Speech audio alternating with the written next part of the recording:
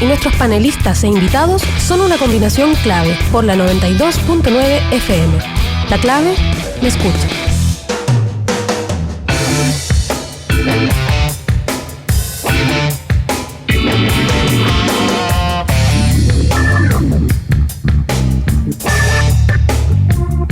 ¡Les cuento! ¡Partimos! Caja Los Andes presenta Ir por Más, una iniciativa del programa EFI Empoderamiento Financiero. Inscríbete en cajalosandes.cl y comienza a ahorrar desde 1.000 pesos con distintos planes de ahorro hechos a tu medida. Caja Los Andes, más caja para ti. Caetano Veloso está de regreso en Chile este jueves. Mañana, 26 de septiembre, el emblemático músico brasileño y uno de los líderes del movimiento tropicalismo vuelve a Santiago para repasar grandes éxitos junto a sus hijos, todos grandes músicos también. Recuerda, jueves 26 de septiembre en el Teatro Coliseo, Caetano Veloso en concierto, entradas a la venta en puntoticket.com. Almuerzo de negocios, el ambiente perfecto para disfrutar un break de tu trabajo y degustar de una exquisita oferta gastronómica en el restaurante El Cid del Hotel Sheraton Santiago, de lunes a viernes de 12:30 a 15:30 horas. Reservas al 222-335.000 o en sheraton.com/Santiago. Como siempre está junto a nosotros Marley Coffee, un café 100% orgánico en 6 diferentes variedades para disfrutar donde tú quieras. Encuéntralo en supermercados, minimarkets y cafeterías del país. Con Marley Coffee disfrute tu día con toda la onda. Vive tus experiencias al límite con la energía y el impulso de lo que te motiva. Hankook Baterías, lo mejor de la tecnología coreana, 100% libre de mantención y la mayor garantía del mercado. Hankook Baterías, tu punto de partida. Visítalos en bateriashankook.cl. Septiembre, Miti Mota ADT. Llévate 50% de descuento en habilitación y 6 meses de monitoreo con 30% rebajado. Contrátalo en adt.cl o llamando al 600-600-0238 ADT. Hoy la tecnología permite que te puedas comunicar en inglés. Estudia con los cursos online del Británico desde cualquier ciudad y a cualquier hora. www.británico.cl. Cabify para empresas, el transporte ejecutivo para tus colaboradores que compensa el 100% de sus emisiones de carbono a nivel global. Tenemos libros para regalar, se entregan hoy día. El planeta vacío, el shock del declive de la población mundial, de Darrell Brickell y John Ibbotson, y de Andrés Oppenheimer, Crear o Morir, cómo reinventarnos y progresar en la era de la innovación. Los regalamos con el hashtag combinación clave y @megustaleercl. Estamos con nuestro panel de los días miércoles. Está con nosotros Verónica Pinilla, está Francisco Martorell, José Francisco Lagos. ¿Cómo están? Muy bien, muchas gracias. Muy bien, buenos días a todos y a todas. Estamos imagínate, todavía no llega la COP25. No. Y ya está prácticamente todo copado por que en algún momento del día tú tienes una discusión o una conversación o te informas de algo que tiene que ver con el tema medioambiental. Qué bueno. Me parece que la bondad de aquello es que nadie puede dar como excusa que no sabía que había que hacer algo al respecto, que no sabía que esto estaba ocurriendo, porque prácticamente ha habido una inundación de temas al respecto. Sí, yo creo que además, claro, como tú dices, obliga, una frase de un amigo decía, el mundo obliga, en este caso la COP25 obliga a los chilenos a tener más conciencia que el resto, ¿no es cierto?, al acercarnos a este encuentro internacional, que la verdad es bien relevante, porque no solamente por los líderes que vienen, sino más bien por las decisiones que se toman en un espacio como la COP25. Uno finalmente termina mirándolo como un espacio político y que, claro, son figuras que casi pasan por la alfombra roja, ¿no es cierto? Pero en realidad el trabajo que se hace en estos espacios y en estos encuentros son relevantes, y lo importante es que los países asuman esa responsabilidad, asuman oficinas especializadas de continuidad, los estados más que los gobiernos, y se asuman como responsabilidades de largo plazo. Por eso yo creo que en el discurso ayer del presidente, que fue un discurso que yo creo que a todos nos interpretó, ¿no? Es difícil encontrar a alguien que diga que no está de acuerdo con el tremendo discurso de Piñera, cuando él usa dos palabras, que es ambicioso y exigible. Es decir, que los compromisos en la COP25 tengan esas características. Uno, que vaya mucho más allá de lo que han ido las COP25, que al final son puros discursos, etcétera. No ha habido muchos resultados. Por eso, y que además tengan esta cosa de la exigibilidad, ¿no? Es decir, que sean vinculantes. Claro, sí, porque efectivamente esto no es nuevo, se hizo en Lima hace unos años, se hizo en Polonia, se hace todos los años, perfecto, se ponen de acuerdo, algunos más, otros menos, pero finalmente cada vez se van corriendo las urgencias, y recordemos que el secretario general de las Naciones Unidas dijo que si no se hace algo ahora ya, en el transcurso de los próximos 2 años, esto es irreversible. Por lo tanto, si se toma conciencia de eso, las palabras del presidente, y además que hable de zonas de sacrificio en las Naciones Unidas, más allá de que obviamente los de Quintero y Puchuncaví están muy enojados y dicen que no le aceptan esto, efectivamente también es bueno, después de haber escuchado discursos como los de Trump y como Bolsonaro, que parece que esto fuera un problema de cada cual y uno lo resuelve como cada cual, en la lógica que tienen estos países de decir, bueno, ¿por qué me están exigiendo a mí que respete el medio ambiente y me preocupe del calentamiento global, cuando yo tengo que crecer, yo tengo que desarrollarme, yo tengo millones de pobres, por lo tanto arraso con parte de la Amazonía porque necesito lucas constante y sonante, y ustedes preocúpense porque este no es el pulmón del planeta, este es plata para mi billetera, ¿no? Entonces, ese tipo de cuestiones, ¿cómo las vamos a resolver? Pucha, que es difícil. Le respondo a Daniel Pérez con su pregunta. ¿La COP25 es vinculante? No es vinculante. Ninguna COP es vinculante. Por eso la palabra de Piñera, exigible, va hacia ahí. Y es novedoso, además. ¿Sí? Es novedoso porque efectivamente, bueno, vimos en el Tratado de París que de partida no todos los países lo quisieron firmar, y además que los que firmaron muy difícilmente lo cumplían. Y eso es una de las cuestiones por qué algunos países simplemente no lo firman, porque después dicen, oye, esto es letra muerta. Si finalmente voy a dar una declaración de principios que está muy bien, pero no le llamen ni tratado ni que sea exigible, porque no tenía la herramienta, ni además todos los países que lo habían hecho incluso estaban dispuestos a cumplirlo. A mí lo que me parece distinto, por ejemplo, es el caso del pacto del acuerdo de Escazú. Efectivamente, que ese es vinculante. Sí. Claro. Y por lo tanto. Eso la atención también. Y por eso es Claro. que ahí donde tú le planteas a las personas que concurrieron a ese acuerdo, a ver, bueno, pon ahora, qué sé yo, tu acción donde estaban tus palabras. Porque como es vinculante, tienes que, al ratificarlo, cumplirlo. Y entonces, de repente, algunos países, incluyendo Chile, se han dado cuenta, chuta, yo creo que no voy a alcanzar a cumplirlo, o no puedo cumplirlo, o no quiero cumplirlo mientras no llegue a un nivel de crecimiento, por lo tanto no lo firmo. No, y además otro problema fundamental es que cuando las legislaciones internas avanzan más rápido que la internacional, muchas veces se puede producir dualidad de competencias sobre algunos problemas que o se pueden resolver de manera más eficiente en el aspecto interno y crearían una incertidumbre dentro de los proyectos que se hagan dentro del país. Por ejemplo, es el caso de Chile. Una de las cosas que lleva a nuestro país a no firmar es que hay una dualidad o una supuesta dualidad de competencia entre este organismo que se crearía, que tendría competencia sobre los asuntos ambientales internacional. Ya está previsto que organismos chilenos se pronuncien, o tribunales chilenos se pronuncien sobre esos problemas ambientales. De hecho, en Chile es uno de los pocos países que tiene tribunales especializados en la materia ambiental.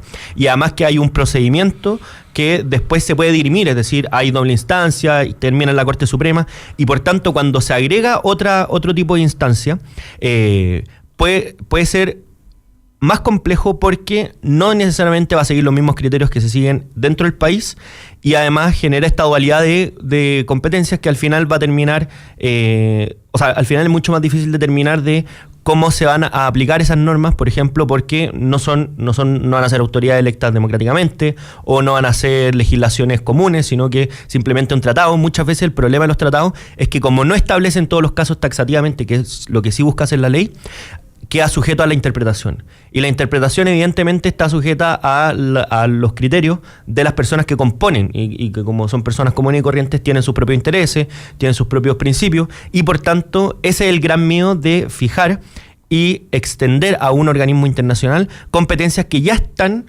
suscritas internamente. Distinto es cuando los países en el ambiente interno no tienen esas materias reguladas, que es la gran mayoría del mundo, que en materia medioambiental no tiene procedimientos de cómo debiera hacerse, más que la regla general, que es la que se ha utilizado en este último tiempo, y que yo creo que, dada la circunstancia, dada la contingencia, es necesario que organismos especializados sean los que diriman los conflictos que son tan importantes, sobre todo cuando se juegan materias que son cruciales, como por ejemplo cómo se establece el desarrollo para los próximos años, cómo conversa esto, el gran problema del desarrollo, que es que finalmente las personas vivan mejor, puedan salir de la pobreza, pero también no hipotecando el futuro o las futuras generaciones de esos mismos países. Entonces, no son cuestiones sencillas y por tanto no es una decisión de decir, oye, si tú te opones al Tratado de Escazú, tú eres simplemente antiambientalista, no, sino que es una cuestión que es jurídicamente compleja. Eso yo creo que hay que verbalizarlo, estudiarlo y ponerle fecha, porque lo que hay ahora es una cosa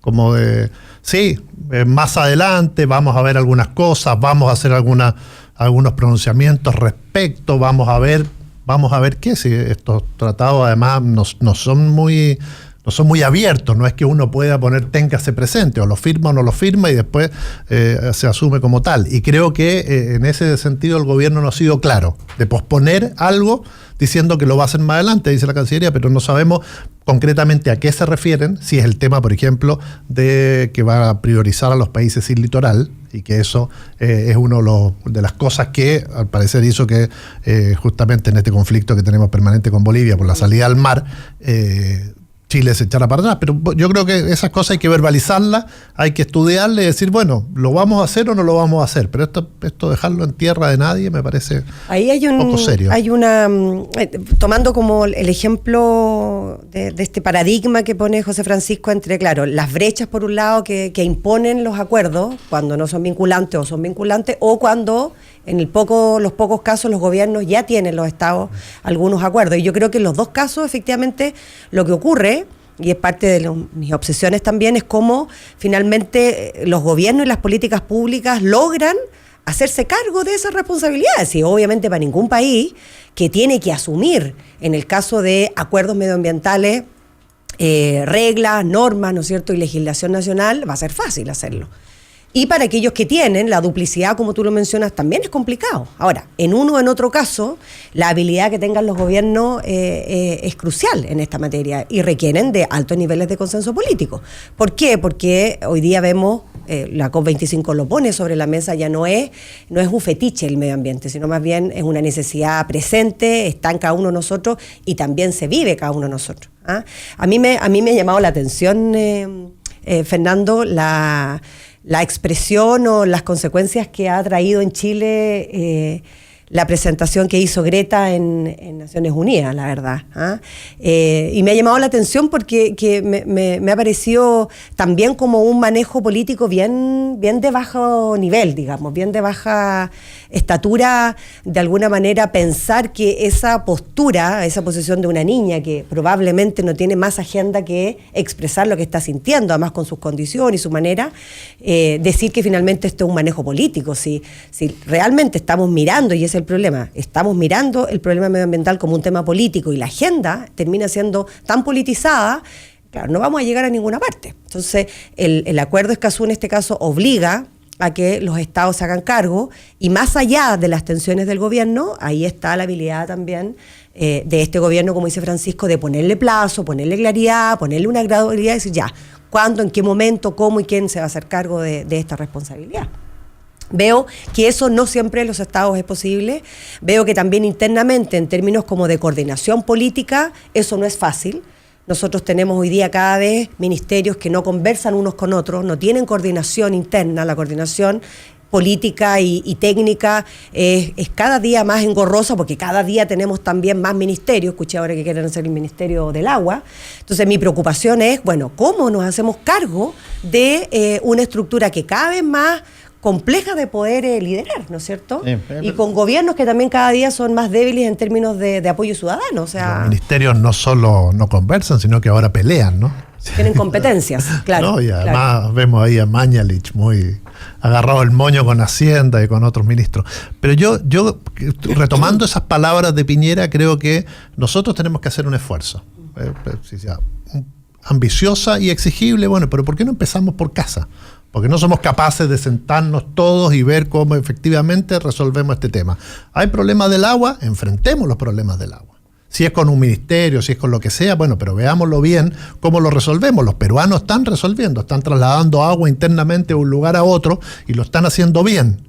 Ojo, se va a convertir en un vergel Perú y nosotros aquí sequía en la zona central del país. No, si el problema es que quizás no se necesita hacer algo respecto del agua para convertirse en un vergel. En una de esas se necesita hacer algo respecto del agua para poder sobrevivir. Sí, claro.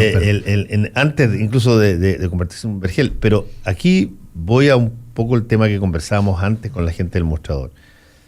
Si es que nosotros hemos visto determinadas cosas como si fuesen un patrón constante. Por ejemplo, cada vez que tú tienes un accidente o un dislate grande en materia de una concesionaria, sea de esta de agua, sea eléctrica, sea lo que sea, la explicación que se da es que no hay suficientes funcionarios en la superintendencia respectiva para poder supervigilar aquello y que no sirve la autorregulación. Y por lo tanto, y yo lo decía en el capítulo anterior, cuando tú ves una misma conducta repetida siempre exactamente de la misma forma, no es azar eso es diseño. Las cosas no se hacen porque no se quisieron que fueran así. Sí, si tú metes cañerías al río y le robas el agua, es un diseño de una empresa. Exacto, el diseño de una empresa. Y si que más aún la superintendencia del sector tiene 12 inspectores para 7 regiones, claro, lo más probable es que te salgáis con la tuya. Sí, claro. Y si te pillan, porque el último día te podrían pillar, si te pillan, tú sales pagando una multa que es bastante menor que el beneficio que obtuviste por robarte el agua del lado, bueno, entonces... Y es una infracción administrativa, no un delito ambiental, por lo tanto no hay... te vas preso. Claro. Entonces tú tienes una situación donde básicamente hay un diseño construido para que eventualmente, si es que tú te sales de la ley, no haya gran costo. Y eso me parece sumamente grave cuando tú estás hoy día activando situaciones que están crecientemente escasas y que son vitales. Porque convengámoslo, si que las cosas que nos permiten sobrevivir o vivir están escaseando o van a escasear, y sin ellas no hay otra posibilidad, bueno, entonces mejor hagámoslo antes de que tú tengas una suerte de machetería individual, qué sé yo, por centenares de miles. Bueno, hace 39 años lo dijo Rodrigo Mundaca al recibir el premio Nuremberg. Dijo, hace 39 años con esta privatización del agua se separó la tierra del agua y se convirtió el agua en un negocio. Y eso hace, y lo dijo en ese discurso, que de las 10 ciudades más caras en pagar el agua en América Latina, 7 son chilenas. Entonces, es un negocio además sumamente rentable. Y como dice Fernando, que no está siendo bien regulado. Ni la Superintendencia de Asuntos Hídricos, no sé cómo se llama, ni la Superintendencia de Medio Ambiente tiene la capacidad de vincular eso, o gestionarla y vigilarla. Pero además se suma a eso que tampoco nos ponemos de acuerdo a, la solución por dónde va. Ese es el problema. Va por solo vigilar o volver el agua a un control mayor, o a separar tierra, o juntar tierra y agua, o hacer carreteras hídricas, como en algún momento propuso Guido Girardi, o represas en los lugares donde el agua se deja correr y se pierde. Es decir, todo ese tipo de cuestiones, por lo menos en lo concreto, pongámonos a conversar, porque podemos resolver algunos temas. Vamos a terminar con la industria de las paltas, porque un palto necesita mucha agua. ¿Saben cuánto necesita un tomate para crecer desde que se planta hasta que 45 litros de agua. 45 litros de agua. ¿Podemos dejar de no plantar tomates? No, lo que vamos a tener es cada vez tomates más caros porque el agua es más cara. Entonces, si no resolvemos ese tema, obvio, y esas son cosas que son exigibles, sí, y son inmediatas y las podemos, por ejemplo, la descarbonización, ¿tenemos que efectivamente esperar hasta el 2040 como nos hemos planteado para descarbonizar? ¿O podemos empezar ya? ¿Podemos poner impuestos verdes? Vamos a tener un presidente que llegue al país con un premio bajo el brazo, un premio medio chanta para que estamos con cuentos, pero un premio al fin y al cabo. por medio ambiente. Bueno, presidente, ahora, como decía Fernando en la mañana que lo escuchaba, ahora merezca. Parafraseando haga algo para merecerlo, a Michael Moore. A Michael Moore, haga algo para merecerlo, pucha. Para merecerlo, y se puede hacer, porque si hay cosas en las que nos podemos poner de acuerdo rápidamente, es en las que están en boga, que hay conciencia, que la amplia mayoría de los chilenos quieren resolver, lo que son los temas medioambientales. Es que ¿sabes cuál es? Yo creo que yo estoy de acuerdo obviamente con lo que tú mencionas, Francisco. El tema es que lamentablemente no nos ponemos de acuerdo. Bueno, pero hay una falta de voluntad que es compleja desde la perspectiva de las posturas que cada uno tiene y estoy hablando más que nada del legislativo, cada una, las posturas que existen frente a los temas que estamos viviendo y que estamos enfrentando. Pero también hay una falta de...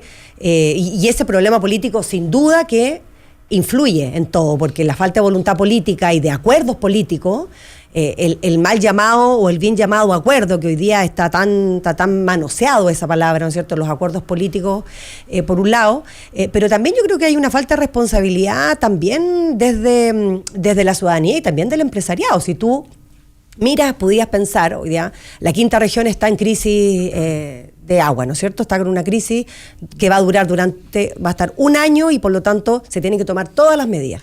Sin embargo, tú vas de Papudo a Ventana y te das cuenta que al medio de ese sector donde hay más sequía, hay una cancha de golf. Hay una cancha de golf. Ahí en Costa Cachagua. Le tocaste el punto débil a Fernando. Pero lo lamento. Es que yo encuentro que es maravilloso, pero es lo mismo hoy día. Es tan caro. Es como antes nos reíamos y decíamos, hay canchas de golf en Las Vegas, ¿no es cierto? ¿Cómo puede haber una cancha de golf en Las Vegas? En Arizona. Y hoy día tenemos canchas de golf en sectores de Chile. Yo tengo la impresión, y yo que juego golf, yo tengo la impresión de que ese va a ser un tema de las canchas y las federaciones de golf en todas partes del mundo. Por supuesto. Perdóname. Uno tiende a apuntar con el dedo a las canchas de golf y con justa razón. Yo en ese aspecto no voy a andar defendiendo cosas que eventualmente se podrían hacer mucho mejor. No.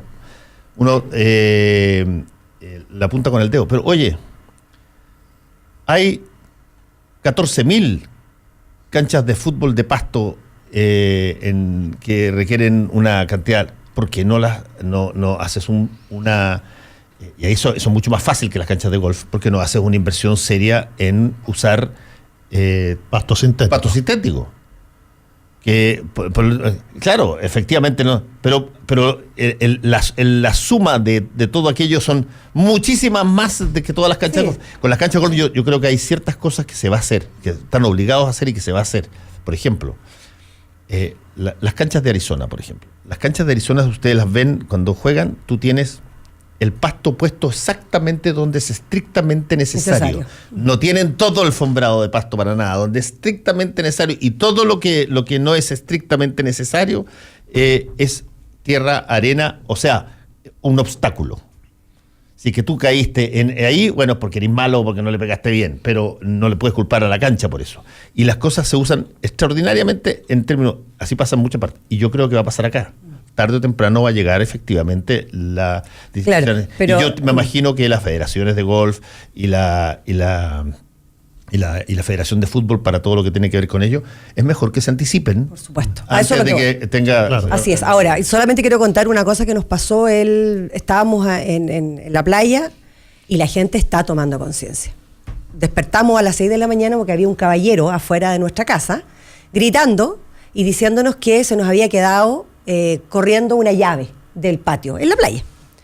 Y nosotros le dijimos que no éramos nosotros, era las 6 de la mañana. El tipo iba en la carretera y se dio cuenta que corría por la carretera un hilo de agua, se paró y empezó a buscar, subió el cerro y llegó al origen. O sea, efectivamente, nuestro vecino había dejado la llave corriendo toda la noche en un lugar donde no hay agua. Claro. Bueno, a todo esto se cerró el agua a las 6 de la mañana, llegaron los vecinos a reclamar. Hubo un reclamo en Carabineros. O sea, efectivamente la gente hoy día está tomando una conciencia de agua que probablemente hace 10 años no lo teníamos, probablemente hace 35 años cuando se crearon las leyes en función de el uso de agua, la restricción, la fiscalización, no había conciencia, era un bien que era infinito, digamos. Y hoy día esa conciencia, espero, nos lleve también a tomar decisiones en las cuales nos podamos poner de acuerdo, porque esa dicotomía entre o todo o nada, yo creo que es súper difícil de administrar en términos de política pública. Y terminan los gobiernos no haciendo nada al final.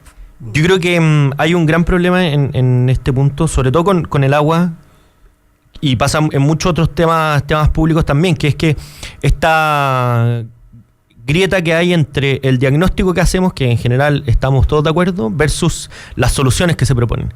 Y ahí es donde se entra en el área chica y es cosas tan complicadas. Pero yo creo que en Chile en particular, a pesar de que nosotros tenemos una institucionalidad ambiental, existen ciertos grupos de personas que se oponen a cualquier tipo de proyecto, independientemente cuál sea el objetivo. Por ejemplo, algunos de los que mencionaba Francisco, que ayer salió en la prensa un estudio que decía que la Araucanía tiene 40 veces superávit del agua que necesita.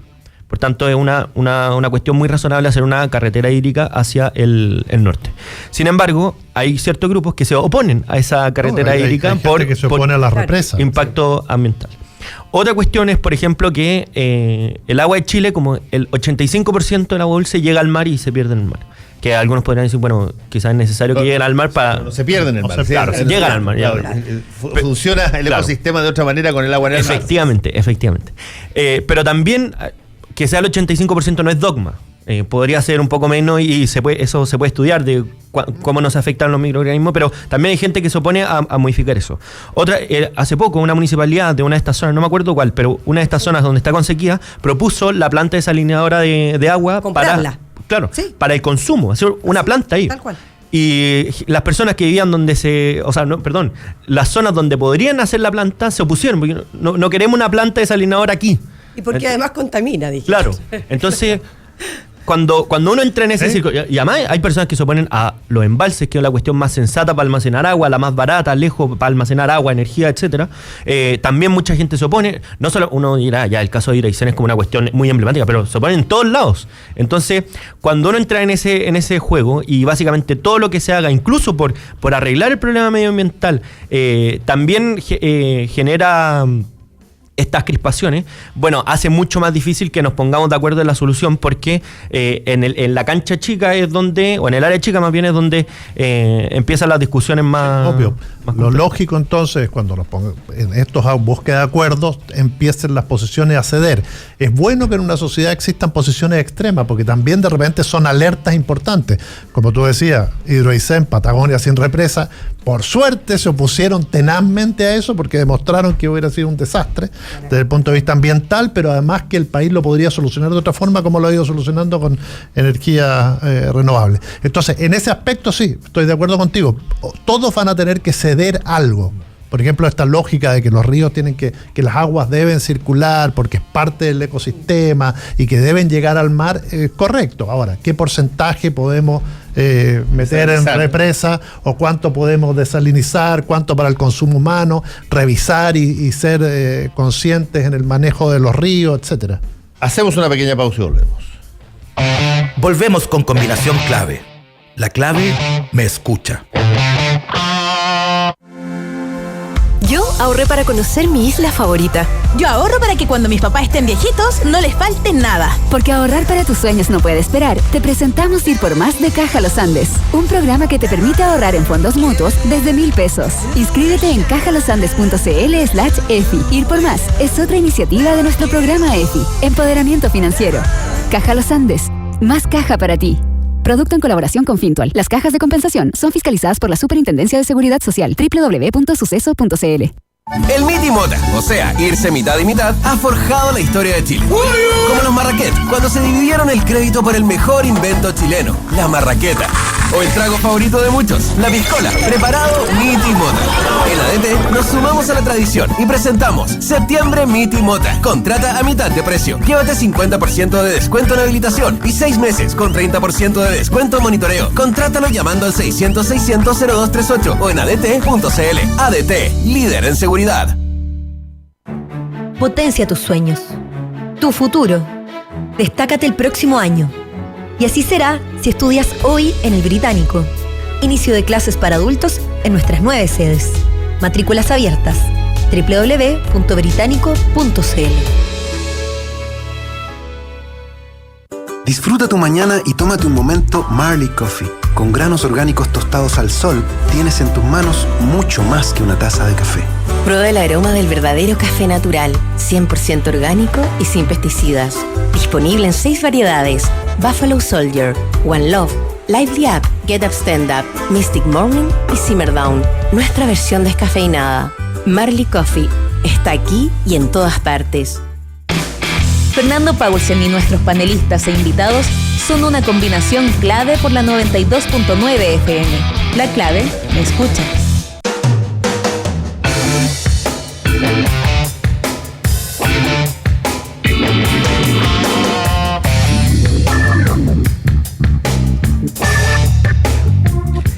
Porque Caja Los Andes quiere ayudarte a que te empoderes de tus finanzas, te invitan a conocer el planificador de presupuesto de EFI, el programa de empoderamiento financiero de Caja Los Andes. Ordena tu plata y así llegas a fin de mes sin problema. Encuentra más información en cajalosandes.cl/EFI. Planificador de presupuesto es una iniciativa más de EFI, programa de empoderamiento financiero de Caja Los Andes. Caetano Veloso está de regreso en Chile. El jueves 26 de septiembre, el emblemático músico brasileño y uno de los líderes del movimiento tropicalismo vuelve a Santiago para repasar grandes éxitos junto a sus hijos, todos músicos también. Recuerda, jueves 26 de septiembre en el Teatro Coliseo, Caetano Veloso en concierto. Entradas a la venta en puntoticket.com. Empieza tu día con toda la energía natural de Marley Coffee, un café de grano orgánico molido al instante con leche descremada. Prueba el sabor de Marley Coffee en sus 12 exquisitas y variadas mezclas de máquinas self-service. Expreso, chocolate fuerte, té chai y otras bebidas calientes te esperan para recargar tu día. Con Marley Coffee disfrute tu día con toda la onda. Los sábados y domingos de 13 a 16 horas en Restaurante El Cid del Hotel Sheraton Santiago puedes disfrutar de un brunch familiar. Un sabroso menú con variadas estaciones, coctelería con espumante, bebidas gaseosas ilimitadas y espacio para que los niños jueguen. Reservas al 222-335-1000 o en sheraton.com/Santiago. Vive tus experiencias al límite con la energía y el impulso de lo que te motiva. Hankook Baterías, lo mejor de la tecnología coreana, 100% libre de mantención y la mayor garantía del mercado. Hankook Baterías, tu punto de partida. Visítalos en bateriahankook.cl. Septiembre Miti Mota ADT. Llévate 50% de descuento en habilitación y 6 meses de monitoreo con 30% rebajado. Lo puedes contratar en adt.cl o llamando al 600-600-0238 ADT. Prepara tu ascenso, tu nuevo proyecto, tus desafíos y sueños. Destácate, es simple, estudia inglés en el Británico. www.británico.cl. Cabify para empresas, el transporte ejecutivo para tus colaboradores que compensa el 100% de sus emisiones de carbono a nivel global. Tenemos 2 libros para regalar que se van hoy.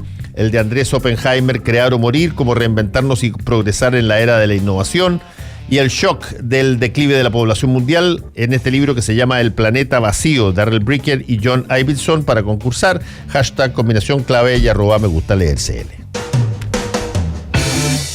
Estamos con nuestro panel y bueno, si quieren podemos volver a la humilde situación de nuestro país sin necesariamente vincularlo con el mundo global en términos del cambio climático, porque eso vamos a tener de sobra en esto. A ver, quizás tú lo mencionaste, Pancho, lo que está ocurriendo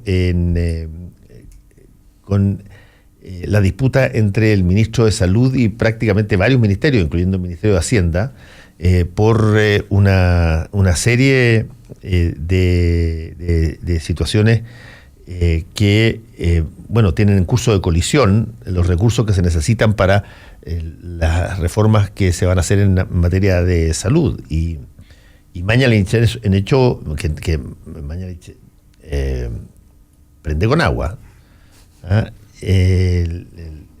Un caballito pelea bueno dentro de un gabinete.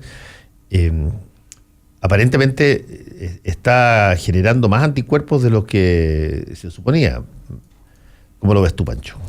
Bueno, yo creo que efectivamente cuando empiezan a faltar los recursos saltan las carteras que más lo requieren y que tienen las urgencias más importantes. Y vemos que una de ellas, salud, que es la primera línea, siente que le recortan por aquí, le recortan por allá, más allá de las palabras de Mañalich, que tienen que ver además con esto de las expectativas, ha generado problemas durante todo el año. Con los ha tenido paro de médicos de los becarios, ha tenido situaciones complicadas en salud, no hay insumos en muchos hospitales, entonces que cuando empieza este tema del presupuesto, obviamente que empieza un gallito con aquel que tiene la billetera fiscal, en este caso Hacienda, y que sabe que el próximo año no viene bien, porque el presupuesto tiene que acotarlo y bajarlo. ¿Y por dónde bajamos? Por salud. Bueno, pero digamos, a ver, ¿qué es lo que él planteó? La frase que causó toda este remesón fue una frase de Jaime Mañalich que dijo: hemos instalado, se refería al gobierno, hemos instalado una expectativa económica desproporcionadamente alta respecto a lo que es posible en realidad. Y salió, por cierto, Felipe Larraín al tiro a decirle: mira, hay que hacer los análisis de forma objetiva, digamos, vea los datos, porque básicamente lo que está diciendo, a ver, los gobiernos, lo que hacen, todos los gobiernos, lo que hacen por definición es generar escenarios de expectativa que tú quieres cumplir y que tú dices que a través de tu gestión vas a cumplir. Si es que tú cuestionas internamente el escenario de la expectativa, bueno, estás cuestionando prácticamente todo, porque te quedas sin base de potencial ahí. Sí, ahora, a mí me pareció que fue una entrevista súper realista, obviamente. Es difícil en un gobierno como el de Sebastián Piñera, que finalmente es una persona que tiene tanto protagonismo como presidente en su gabinete, sumado al modelo, a este sistema presidencialista que es tan exacerbado, es difícil encontrar figuras que tengan tanta autonomía, ¿no es cierto?, y tanta independencia para poder declarar lo que quieren declarar. Por eso yo creo que parece raro. Era más fácil encontrar en los gobiernos anteriores críticas a los gobiernos que lo que ocurrió hoy día con Mañalich. Pero yo ahí, estando de acuerdo con lo que ustedes plantean, yo creo que Mañalich también lo que hace es una crítica en general no sé si es una crítica específica a Larraín, sino más bien una crítica general a lo que tú planteas de cómo se fueron construyendo expectativas respecto de un sistema económico que iba a funcionar mejor, un mercado laboral que iba a tener mejores resultados, desempleos más bajos, ¿no es cierto? No, por eso es que salen a criticarlo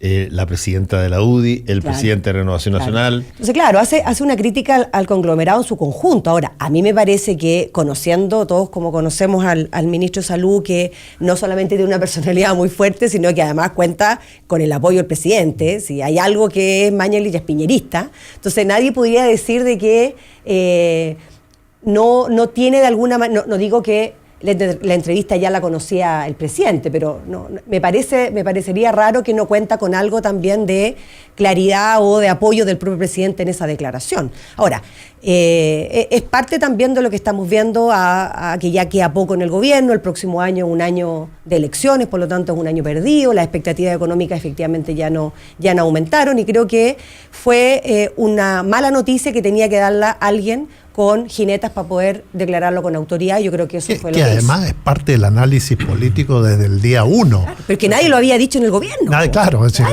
esto lo único que hace es verbalizar un tema que todos sabemos que los gobiernos generan grandes expectativas y que la situación mundial y económica nacional era irrealizable. De hecho, las expectativas eran crecer al 4 y con suerte se va a llegar al 2, digamos, 2,5 este año. Entonces, efectivamente eso, pero yo creo que además tiene que ver con esto, es decir, en el fondo también es ojo, porque Mañalich sabemos cómo es un tipo de gallito, es un tipo de fuerza, es un tipo que da la cara, es un tipo que uno lo critica a través de un tuit y al minuto te está tirando una pachotada. Es como catalán el viejo. Tiene carácter. Tiene su carácter. Nadie duda de eso.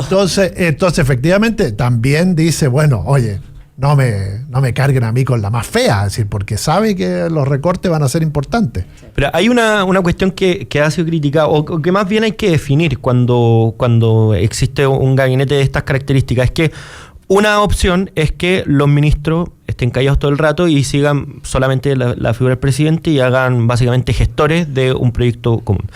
Y otro también, que no necesariamente contradictorio absolutamente, pero es que existan más ministros con opinión, porque entre otras cosas, una de las últimas encuestas salió que ninguno de los ministros del gabinete actual es como una figura clara presidencial, y eso es un problema de un gobierno. O sea, una de las cosas que habla que un gobierno va bien es que varios ministros, o al menos uno, podría ser el que le dé continuidad a ese proyecto. ¿Mañalich presidente? No. O sea, no sé, puede ser. Bueno. Pero hay una cuestión que es que yo prefiero tener estos problemas dentro de la coalición, pero que los ministros hablen, que los ministros sean políticos, que los ministros opinen de las cosas y que entre ellos se disparen y siempre y cuando sea dentro de la amistad cívica y no haya un problema mayor, pero que se atrevan a discrepar. O sea, yo eso lo encuentro positivo. ¿Por qué? Porque las ventajas son mucho mayores. El potenciar figura, el que los ministros tengan agenda propia, el que puedan sacar sus iniciativas de manera no solamente dependiente de la agenda total del gobierno, porque el gobierno con 24 ministerios, una cuestión absolutamente gigantesca, donde ordenar el aspecto comunicacional y político es absolutamente o imposible o muy difícil. Por tanto, cada ministerio tiene la difícil misión de levantar su agenda, proponerla a la opinión pública, y a mí me parece que en esto, bueno, el Ministerio de Salud es evidentemente uno de los más importantes, entre otras cosas, porque se gasta casi el 20% del presupuesto, tiene algo que decir, porque cuando hay un recorte probablemente va a ser uno de los más afectados. Ahora, yendo al punto de fondo, en el ámbito de las expectativas, yo creo que falta un matiz importante en la crítica que hace el ministro Mañalich en cuanto a que las expectativas efectivamente cuando un gobierno las genera son un problema, pero cuando el gobierno tenía todos los antecedentes para crear expectativas que no son reales. Yo creo que en este caso no se dio. Las expectativas que se generaron del crecimiento, de cómo va a ir la economía, de las cosas que se podían hacer, eran reales el 2017. El problema es que hoy día la economía mundial no tenía, o nadie tenía previsto que se iba a profundizar la guerra económica entre Estados Unidos y China, y que a uno de los países que más le va a pegar evidentemente es Chile, porque es uno de los más abiertos económicamente del mundo. Me encanta cuando se usa el argumento de la economía mundial, cuando fue tan desdeñado, ¿no? Es que eso por ejemplo, fue un error. Vendiado por el actual oficialismo. Pero hay una cuestión de fondo, que es parte de lo que declara y explicita Mañalich también, ¿no es cierto? O sea, finalmente lo que dice, nuestras expectativas y nuestras declaraciones no tenían coherencia con la realidad que estaba viviendo el Chile y el mundo, digamos. Pero hay un problema, cuando el gobierno de la presidenta Bachelet está funcionando. Culpa del gobierno. No, pero estaba creciendo bajo el nivel del mundo. Hoy día hemos bajado los niveles de crecimiento, pero estamos creciendo sobre el mundo. Es decir, una cuestión que es absolutamente distinta. Es decir, el mundo efectivamente genera una cuestión, pero es distinto. Se logra eso en 2 años. ¿Cómo cambiamos tanto de un año a otro? O sea, ¿cómo un año crecemos y el otro año no crecemos? No, si se puede. O sea, por ejemplo, un poco irrisorio. No, por ejemplo, en la economía, las expectativas son absolutamente importantes. ¿En qué sentido? Por ejemplo, cuando ganó Bolsonaro en Brasil, las acciones en la bolsa de Sao Paulo crecieron de manera extraordinaria. Pero porque tú sabes que esas son reacciones del mercado, que luego lo mismo en Argentina, poco a poco lo mismo el dólar tiende a pero por ejemplo, el precio real. Por ejemplo, Argentina todavía no se recupera, después de que. Pero podría haber sido. Argentina es la excepción. Podría haber sido más profundo, pero está ahí a puerta del acuerdo de que el FMI suelte las lucas. Pero efectivamente sí, está llena de expectativas, pero también hay una cosa de lo que dice Verónica, es decir, no, si tú vienes gobernando en marzo, abril y mayo, tuvieron los mayores índices de crecimiento, no es solo por las expectativas, es por una serie de cuestiones que tuvieron que ver con el año anterior, con la minera la escondida y el paro, etcétera. Hay varias cuestiones. Yo creo que el país está dentro de los límites razonables, y creo que efectivamente la crisis mundial y esta guerra ya no comercial, sino guerra financiera de divisas entre Estados Unidos y China, está afectando fuertemente, como también afectó esos primeros comienzos de la crisis al gobierno de Bachelet. Sí, ahora el sistema de salud es efectivamente, como ustedes lo mencionan, un monstruo importante. Yo como directora de movilización de Chile 21 me invitaron a participar de una mesa con otros centros de pensamiento. ¿De movilización? No, de modernización. De modernización. Movilizo poco. Entendí movilización. Lo encontré muy raro. Ya te la viste escuchando mal. Ya viste con una liebre amarilla. La verdad que no. Mira, no sé si pudiera hacerlo, pero la verdad que no me imagino. Estamos convocados, digamos, está CEP, hay diferentes obviamente centro de pensamiento está espacio público, está libertad y desarrollo. Y la semana pasada, antes del 18, escuchamos una presentación del director de FONASA, muy buena, donde él ponía sobre la mesa también ya problemas estructurales del sistema de salud. O sea, esto no pasa solamente por el bien o el mal gestión del gobierno. Janet Vega en el gobierno anterior como directora de FONASA, ahora él, creo que es de apellido Mozo, están tratando de modificar, ¿no es cierto?, y hacer que FONASA se haga cargo de las responsabilidades que tiene dentro del sistema de salud, y es muy complicado la cantidad de recursos que se manejan, el centralismo que tiene Hacienda, ¿no es cierto?, para poder manejar los recursos, no se entregan todos los recursos durante el año, por lo tanto los recursos no llegan a los hospitales, no hay una buena interrelación de los datos que hay en el sistema de salud primario con el sistema de salud central. O sea, hay problemas estructurales que no solamente se resuelven con recursos frescos, sino también con un nivel de gestión importante, y que claro, de gobierno a gobierno tampoco logras hacerlo si es que quieres empezar de cero. Entonces, ahí también se requiere nuevamente, y ahí hay un tema de gestión de política pública que tenemos que hacernos cargo. La academia tiene que volver a pensar en cómo aporta a la modernización del Estado. Y no siempre eso ocurre, o sea, eso es una tarea que deberíamos estarla pensando permanentemente, en todos los sistemas, en todas las áreas, en las áreas de políticas, en las áreas de partidos políticos, en las áreas de gestión, en las áreas de recursos, de implementación, de diseño política, y a veces estamos bien escasos estamos muy llenas de discusiones, pero escasos también de propuestas más concretas. Bueno, convengamos una cosa, este tipo de problemas dentro del gabinete no suceden cuando las cosas están calmas y cuando las cosas están funcionando tiquitaca, ¿no? Suceden justamente cuando muchas de las premisas que tú tenías y los supuestos que a estas alturas del partido tú suponías que iban a haber, ya está claro que aparentemente no van a funcionar como uno creía y hay que buscar otra explicación. El caso es que hay ciertos ministerios que tienen cierta, o pongámoslo de la siguiente manera, que su realización práctica es instantánea, mientras que otros tienen que esperar determinadas cosas. Tú en obras públicas puedes esperar 4 o 5 años porque que se te realice una obra. En medicina no. En salud no. En salud las personas que entran están ahí, son bien atendidas, se mueren o tienes una situación, no puedes decir, por más que está la cosa más de la lista de esperas, que hay que recordar que Mañalich gritó ¿cómo es? Misión cumplida en el primer gobierno del presidente Piñera cuando hicieron este asunto de ajustar las listas de espera. Bueno, y por lo tanto no puede un ministro de salud que tiene esa impronta estar en una situación donde no pueda decirle a las personas que van a recibir el beneficio o la atención necesaria de salud que esperen, no sé, pues un año, 2 años de nuevo. No puede. No funciona así. Y por lo tanto, lo que trato de decir es que hay ciertos ministerios que tienen una urgencia distinta a otros. El Ministerio de Hacienda no tiene más alternativa que tratar de mirar las cosas en un mediano plazo, ver la discusión presupuestaria cuando ingrese el presupuesto, calcular lo que puede significar las situaciones que se están dando en el mundo respecto de las compras, negociar con China, en fin.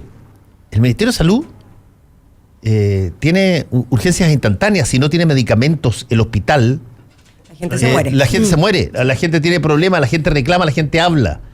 Y por lo tanto, las urgencias de Mañalich son distintas a las urgencias de Larraín. Sí, claro. No está frente a una planilla Excel diciendo, recortemos por acá. Claro, cortemos por acá, cortemos por allá, no tiene... Tiene que entregar los remedios. Y además es un ministro en terreno. Es un gallo que va a los hospitales, que está conversando con la gente. Entonces está viendo eso permanentemente. Ahora, yo creo que todo esto ha ayudado un poco a despresidencializar el país. Bueno, entre otras cosas porque el presidente no está en Chile. Sí, no, pero no me refiero solo a la figura, sino que acuérdense que la pelea por la sucesión en Renovación Nacional está desatada. La presidenta Bachelet ya dijo que no y no, vamos a ver si le creemos. Entonces, de alguna manera, el tema presidencial que estaba ahí, quién va a ser el candidato, etcétera, quedó de lado ahora con este tema del calentamiento global, la ONU, las declaraciones de Mañalich, lo de la justicia, las 40 horas, es decir, como que estamos discutiendo temas sectoriales, que eso es importante. Ahora, el tema de las pensiones, claro. El recurso de protección en Antofagasta es un temazo.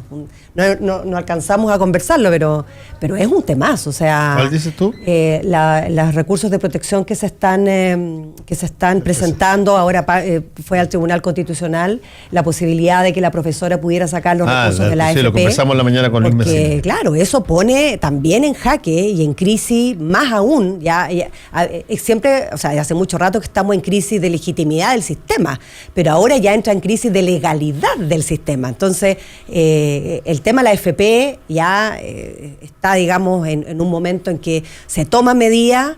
Hay una reforma, sí o sí, que permita darle sustentabilidad a largo plazo a un sistema que hoy día ya no tiene ninguna legitimidad, y además se está reclamando la necesidad de libertad por parte de las personas de poder sacar sus recursos cuando sea necesario. Ya cuando pasa eso, creo yo que ya estamos en las últimas. O sea, ya después de eso, ¿qué puede pasar? Que la gente empiece a sacar toda su plata, independiente de lo que pase con los ciudadanos después en el largo plazo. Ese es otro tema, pero sí pone de manifiesto esta urgencia, ¿no es cierto? Esta urgencia de, bueno, ¿cuándo vamos a sacar una reforma de AFP que deje a las personas tranquilas y que no nos obligue a los ciudadanos a tener que sacar los recursos porque está endeudado, está hipotecado, está enfermo con una enfermedad crónica, una enfermedad terminal, ¿no es cierto? O no tiene plata para poder parar la olla. Entonces, son situaciones muy complejas porque finalmente ponen en crisis a los pueblos y a las sociedades y ponen en crisis de una manera que es muy difícil salir de manera racional. ¿Qué es lo que veo yo? Yo veo que el sistema AFP y fundamentalmente las empresas han sido muy soberbias durante muchos años. Durante muchos años tuvieron la capacidad de decir que aquí no se cambiaba nada, que el sistema funcionaba muy bien, de que aquí no habían problemas, pero ya cuando te das cuenta que se han presentado muchos recursos de protección en el país y se empiezan a aceptar esos recursos, ya la gente empieza a encontrar filtros. Y lo que pasa es que dejas de creer en un sistema que tiene que funcionar. Es que lo que ocurrió, que era hasta cierto punto de vista obvio que ocurriera. El sistema parte del año 80, el proyecto de ley, y tú no tienes realmente a los primeros pensionados con toda su vida laboral ahorrando forzosamente en las AFP hasta 20 y tanto, claro, 30 años después. Por lo tanto, tú durante todo ese periodo todavía se decía, oye, pero espérense, ya van a ver si esta cuestión es acá, y qué sé yo, que allá, y no leguen tanto, sigan ahorrando, porque tú todavía tenías a las personas en la mitad de su carrera, necesitabas una cantidad de años para que se pudiera ver si es que en régimen esto funcionaba normalmente. Cuando se da cuenta de que las pensiones que se pagan no tienen nada que ver con lo que se prometió, con lo que se había incluso avisorado por la propia oposición de entonces, que criticaba lo que decía Pepe Piñera, pero igual consideraba que era bastante alto lo que iba a ser, lo que se iba a recibir en ese entonces. Me acuerdo un par de estudios de Cieplana al respecto, que planteaba, mira, muchas cosas son pésimas de la dictadura, etcétera, pero hay ciertas cosas que son buenas, como son las modernizaciones aquí y acá, y calculaban que las cosas iban a ser cercanas al 65-70% del último sueldo. Cuando tú tienes ya el periodo suficiente como para poder analizar los datos objetivos en términos de un régimen de personas que entraron, impusieron toda su vida laboral y no te da, bueno, ¿cuáles son los argumentos que sacas entonces? Pero el argumento que se sacó, que me parece a mí el más bastardo de todo, es echarle la culpa al imponente por haber tenido laguna. O sea, como si es que dependiera de él o ella mantener un trabajo y no necesitar plata para, qué sé yo. Sí. Ahora, ¿sabes lo que pasa, distinta, Fernando? Yo estoy en desacuerdo, en teoría, estoy en desacuerdo con que la gente saque sus recursos de un sistema de pensión. Creo que no corresponde, porque creo que genera mucha complicación en términos de, tú te comprometes, en definitiva, guardas tu plata para que esos recursos sean utilizados para tu vejez y tu pensión, ¿no es cierto? Para que puedas jubilarte y tener un futuro y una vejez digna, ¿ah? Y no tengas que depender de otros tampoco. O sea, seas independiente, autónomo y puedas vivir una vida relativamente digna. Ahora, en la práctica, ¿cuál es el problema? Lo que tú mencionas. Después de 30 años nos damos cuenta que el sistema ha generado problemas, no diversos es un sistema de pensiones. Y es un sistema que no funciona. Hay un problema. Entonces, claro, en teoría uno puede decir, pucha, qué pena que la gente tenga que sacar sus recursos porque esta señora que va a pagar sus deudas, en 3 o 4 años más, ¿de qué va a vivir? ¿Ah? Pero por otro lado, las jubilaciones son tan miserables y son tan bajas que el costo, digamos, de vivir o no vivir con eso también es muy bajo. Entonces, ahí se genera una tensión que es muy difícil y yo creo que el sistema de pensiones no han sabido manejar el problema. En el caso concreto, la profesora Antofagasta, ella tiene un problema de que está a punto de perder su casa. Claro. Y hay gente, no va a tener dónde vivir. Y hay gente también que dice, yo por mis condiciones de salud actuales no voy a vivir hasta los 90 años, sino que lo más probable es que muera antes. Digo. José Francisco, para terminar, porque se me está quedando. El problema de estos recursos judiciales es que básicamente lo que buscan, y el tema de fondo, no es que las personas puedan sacar su plata. Y el argumento que han dicho algunos de los promotores es que básicamente no existan medios jurídicos para defenderse ante una eventual expropiación, porque si efectivamente son propiedad de los trabajadores los fondos, eso evita que llegue un gobierno de turno, como pasó en Argentina, y tome esos fondos y se los lleve a los recursos generales del país. Por tanto, no es una cuestión casuística. O sea, el objetivo de los promotores de estos recursos no es que las personas puedan sacar en masa su plata, sino que deje de ser considerado como derecho de propiedad lo que hay sobre los fondos de pensiones, que a mí me parece mucho más peligroso que incluso las personas puedan sacar su plata ahí. Lo segundo es que el avance verdadero jurídico es muy marginal en cuanto a las cosas que se han aceptado. Básicamente pedirle pronunciación de inaplicabilidad al Tribunal Constitucional es una cuestión muy procedimental cuando hay conflicto de constitucionalidad. Y lo segundo, que lo hayan declarado admisible, básicamente es que cumple los requisitos formales simplemente. No es ningún avance jurídico importante. Por tanto, es expectativa. Es verdad que genera expectativa. Pero hay un tema importante. Yo me acuerdo haber leído un artículo, una nota en el diario El Mostrador hace mucho tiempo, donde incluso la AFP querían hacer un descreme de su clientela, donde pudieran sacar a aquellos que no son buenos aportantes o que tienen puchitos, etcétera, y que no garantizan una buena pensión, y quedarse con aquellos aportantes que son buenos, que cumplen con todas las condiciones, porque así podían legitimar el sistema. Eso todavía está ahí en veremos, porque efectivamente, así como está, ellos saben que las AFP van a explotar. Y cuando ocurra eso, que siempre digo, cuando tengamos 1 millón de pensionados con menos de 100 lucas en la calle de las AFP, dentro de 10 años, el Estado va a agarrar esos fondos como lo hizo Argentina y va a decir, vengan para acá que nosotros vamos a administrar este nuevo sistema. Eso es así. Cuando tienes a la gente en la calle protestando, no hay gobernante que te resista a 1 millón de pensionados mayores de 65, 70, 75 u 80 años protestando. Ahí estaremos nosotros. Ahí estaremos todos nosotros. Gracias, Vero. Gracias también, José Francisco. Gracias, Pancho. Volvemos. Volvemos con Combinación Clave. La clave me escucha.